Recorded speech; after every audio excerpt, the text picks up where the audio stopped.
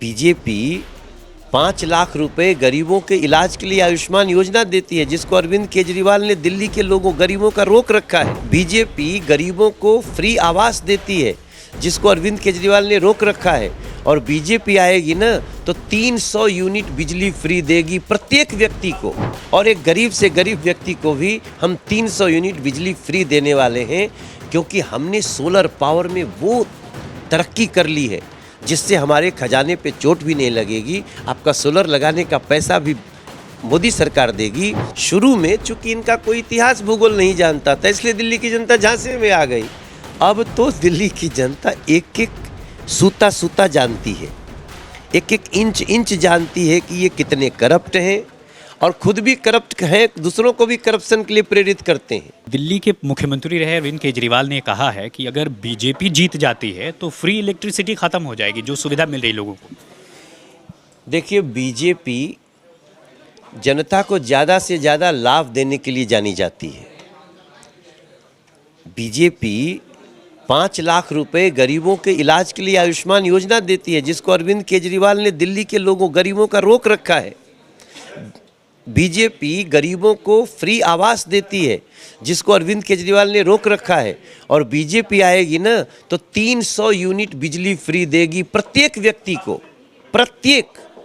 राम किंकर जी को भी, अगर इनका दिल्ली में घर है तो, या आपके कैमरामैन को भी, और एक गरीब से गरीब व्यक्ति को भी हम 300 यूनिट बिजली फ्री देने वाले हैं, क्योंकि हमने सोलर पावर में वो तरक्की कर ली है जिससे हमारे खजाने पे चोट भी नहीं लगेगी। आपका सोलर लगाने का पैसा भी मोदी सरकार देगी, और वो दिल्ली को हम देने जा रहे हैं। और ये लोग क्रेडिट चोरी में लगे हैं। महिलाओं की फ्री राइड पर भी कहा है कि ये भी खत्म हो सकती है। एकदम खत्म नहीं होगी, बल्कि उसको और अच्छी बस में बैठेगी। हमारी बहन बेटी का कपड़े में खरोंच नहीं आए।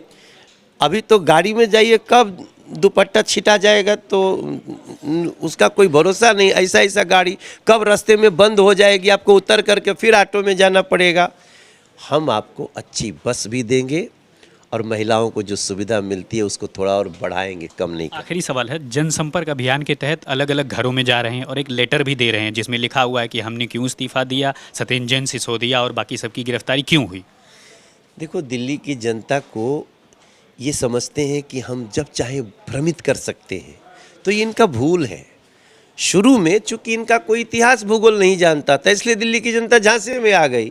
अब तो दिल्ली की जनता एक एक सूता सूता जानती है, एक एक इंच इंच जानती है कि ये कितने करप्ट हैं, और खुद भी करप्ट हैं, दूसरों को भी करप्शन के लिए प्रेरित करते हैं। आप सोचो, 1 मीटर लगाने के लिए 25,000 रुपया लेते थे सब। डीडीए के एनओसी को दोष देते थे, जबकि बने हुए घर में मीटर लगाना, पानी देना ये आवश्यकता है। डीडीए ने कभी कहा ही नहीं कि बने हुए घर में मीटर लगाने के लिए एनओसी की आवश्यकता है। हम तो नई कॉलोनी काटने के लिए एनओसी मांगते हैं। वो भी क्यों?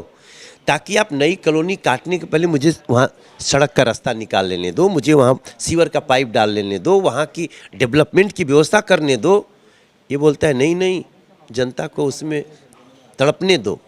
तो हम उसकी समस्या दूर करने के लिए हम आगे बढ़ रहे हैं। अब ये क्रेडिट चोरी कर रहे हैं। अरविंद तो अरविंद, आतिशी जी और बड़ी क्रेडिट चोर निकली। बहुत शुक्रिया बातचीत करने के लिए। तो ये थे मनोज तिवारी, जो साफ तौर पर कह रहे हैं कि किस तरह से आरोप लगाया कि क्रेडिट चोरी का इल्ज़ाम लगा।